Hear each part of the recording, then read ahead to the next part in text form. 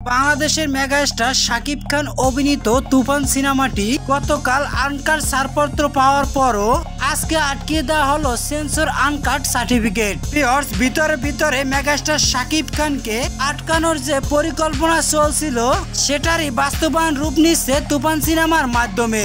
গতকাল থেকেই সামাজিক যোগাযোগ মাধ্যম ফেসবুকে শাকিব খানের তুফান সিনেমা নিয়ে সিনেমা সংশ্লিষ্ট অনেক ব্যক্তিরাই বিভিন্ন কথা বলে আসছেন। তাদের একটাই লক্ষ্য হলো মেগাস্টার শাকিব খানকে থামানো এবং তুফান সিনেমাকে আটকিয়ে দেওয়া। তুফান সিনেমা সেন্সর ছাড়পত্র পেয়ে গেছে, এটাকে কোনোভাবেই মানতে পারছেন না প্রযোজক ইকবাল ওরফে টাকলা ও প্রিয়তমার প্রযোজক আরশাদ আদনান সহ শিল্পী সমিতির 19 সংগঠন।